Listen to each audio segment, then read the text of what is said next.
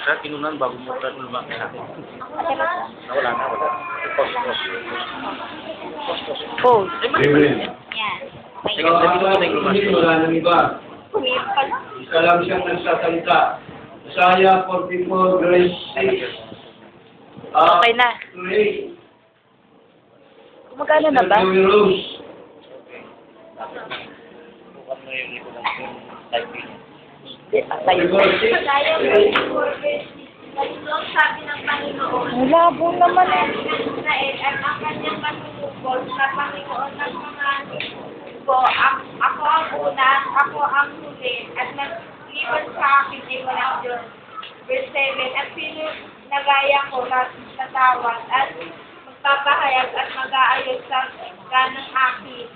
Mula ng aking itatag ang matandang bayan, at ang mga baboy na dumarating at ang mga mangyayari ay papahayag nila. Verse 8, kaya huwag magmatakot o magsipangilapot man, hindi ko bagay pinahayag sa iyo ng una at ipinakilala, at kayo ang aking mga saksi may Diyos na maliban sa akin, o walang malaking bato, ako'y walang nakikilala ng ba. Okay, punta tayo sa next statement. Psalms 51, verse 11. Mr. Dalaga. Psalms 51, verse 11. Siya, sa dalaga.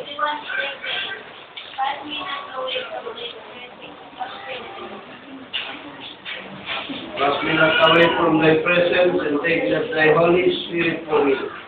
Tinakausap ni David ang Diyos, pero at tinawag niya ang Diyos, may Santong Espiritu. Espiritu ng Diyos yun. Sabi niya, huwag mong bawiin sa akin ang Santong Espiritu. So, yung tinawag kong ang outgoing Spirit, yun ang Holy Spirit na nagpupundi kay David na magkasala siya.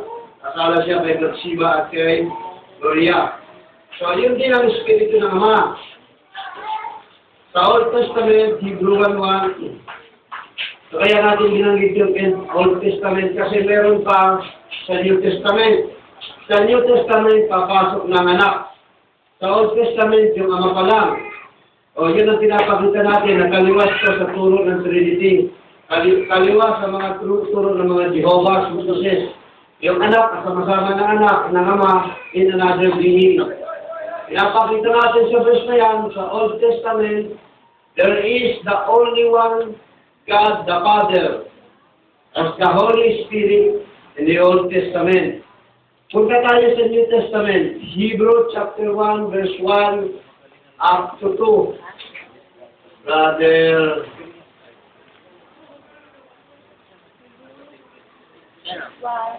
ay, sino?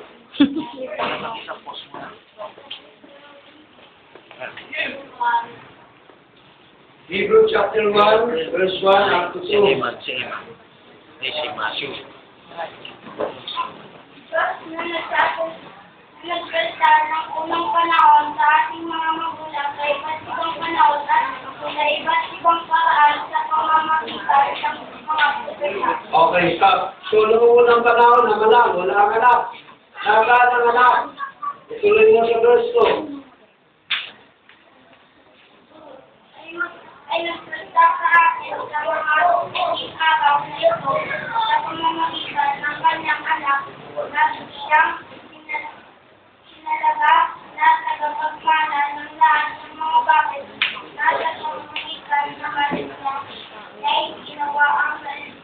Okay, ang sabi, ang anak ay nasa verse 2. Nasa huling panahon. Kapag sinabing huling panahon, yung testament na yan, makikita niyo sa Old Testament, outdwelling of the Holy Spirit is only God the Father, then later the Son.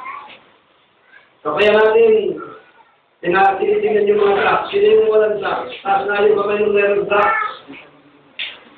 Ay, bakit lang yung may tracks? Kaya natin binababa yung tracks konti-unti. May dahilan kaya binubukod-bukod natin yung kaliwanag. Kung paano ang Diyos nag-manifest. Sa New Testament, ang Diyos nag-manifestaan. sa anak. Ginamit niya ang anak para mahayag sa atin. 2 Corinthians 5:19, Brother Fernand, pakibasa. Ikan. Muna, napaglikot mo. Imat eh. 2 Corinthians 5:19. Yung isa, tatakbo na sa Colossians 1:19. Ang ibig sabihin sa pamamagitan ni Kristo, ang mga taong hinilang ng Diyos ay nakaibigan. Zero na. Ano, 1. Oh, may ano lang dito. The week that God was in Christ. Yung Diyos kay Kristo, yan yung week. Colossians 1:19. Pagkat pinagaling ng Ama ng buong pagpusan ay malalahan sa Kanya. For it is the Father that in Him shall all fullness dwell. O ang Diyos sa Old Testament, wala pa yung anak ay nagmanifest sa Holy Spirit. Sa New Testament, pumasok muna sa anak. Hindi na siya nakipag-deal diretso sa tao. Pumasok muna siya sa anak. Nung pumasok siya sa anak, He pleased that in Him all fullness dwell. Colossians 2:19, pakibasa. Colossians 2:19. Tunay. Hindi sila nakapasama sa Kristo na siya lubulo. Tunay. Tunay pala, tunay. 190. Dito, Frank, Francis, ba ang ano? Babawa siya. 15 na. 15 na lang to. Stop. Ako na naman. 5 minutes lang. Ten? Yung ginamit mong Bible, kami na. Mababaw na salin. Oh, sobrang ko na yan. Sobrang Tagalog na yan. Sabi rito, Sobrang ginumay na yan, ha? kahalagan. That's manifestation. That's manifestation. The Old Testament as dwelling Holy Spirit. The New Testament as through Christ muna. Nanahan kay Christ muna. Sa Ingles, ano? Abode. Kung salitang abode, ibig sabihin, tumira. John 1:32, Acts 2:33, pakibasa po sa mga sister. At nagpatotoo si Juan na nagsasabi, nakita ko ang Espiritu na bumaba tulad ng isang kalapate na buwag sa langit at dumapo sa kanya. John 14 verse 6. Pakibasa na. Imi. Up to 10. Sinabi sa kanya ni Jesus, ako ang daan at ang katotohanan at ang buhay sinuman ay di makaparoroon sa Ama kundi sa pamamagitan ko. Verse 7. Nang ako'y nakakilala ninyo ay mga kikilala ninyo ang aking Ama. Buhat ngayon siya inyong mga kikilala at siya inyong nakita. Verse 8. Verse 8, sinabi sa kanya ni Felipe, Panginoon, ipakita mo sa amin ang Ama at sukat na ito sa amin. Verse 9. Ba't ako? Ikaw naman. Verse 9, sinabi sa kanya ni Jesus, malaon ng panahong ako ay inyong kasama at hindi mo ako nakilala, Felipe. Ang nakakita sa akin ay nakakita sa Ama. Paanong sinasabi mo, ipakita mo sa amin ang Ama? Verse 10. Hallelujah.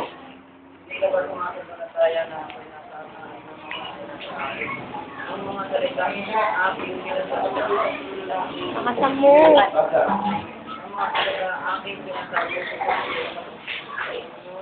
Hindi ko sinasabi mula sa akin na ito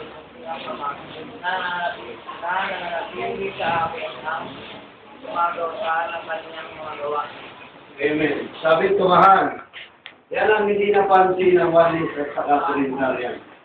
Ang Diyos nanahan sa anak. Kaya gumawa sila ng pangalawang Diyos. Gumawa sila ng dramatistang Diyos. Pero hindi dramatistang Diyos. Hindi nagsisinungaling ang Diyos at wala siyang karibal na Diyos. Siya mismo ang pumasok sa kanyang anak para magpahayag. Hindi niya karibal na Diyos ang kanyang anak. Hindi rin siya ang anak. Ito ang biblical na hindi nila napansin.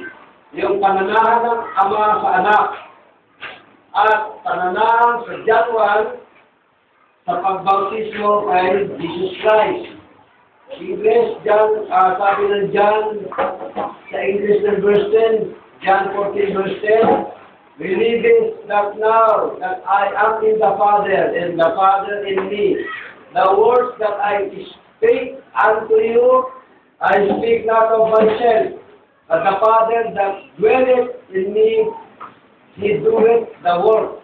The Father that dwelleth in me. Kapag sinabing dwelleth, tumahan. Yan yung mystery of the Godhead. Kasi kung nakuha mo ang mystery na yan, makukuha mo rin ang mystery kung paano ang Diyos nananahan sa iyo. Kung paano ang Diyos nananahan kay Kristo.